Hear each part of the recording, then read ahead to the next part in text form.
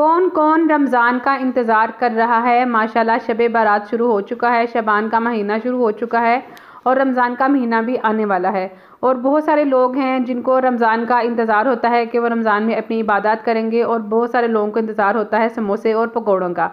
तो आप लोगों ने बताना है कि आप लोगों को रमज़ान का किस लिए इंतज़ार है। मोस्टली जो बच्चे होते हैं, बच्चों को यही इंतज़ार होता है कि रमज़ान में हमें मज़े मज़े के खाने मिलेंगे। तो यहाँ पे मैं रमज़ान के हवाले से कुछ प्रिपेयरिंग कर रही हूँ, जिसमें मैंने समोसा पट्टियाँ जो हैं वो बना रही हूँ। और ये बहुत इजी मेथड है, बहुत आसानी से आप घर पे समोसा पट्टियाँ इस तरह से बना सकते हैं।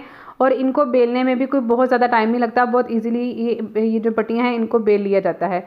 इनकी फुल रेसिपी जो है वो मैं आपके साथ शेयर कर दूंगी, बल्कि इसकी फुल रेसिपी का लिंक मैं नीचे वीडियो में अटैच कर दूंगी।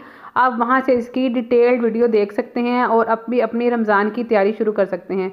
बहुत इजीली ये बन जाती हैं। और ये जब हम इनको गर्म करते हैं तवे पे, थोड़ा सा इनको गर्म करना होता है।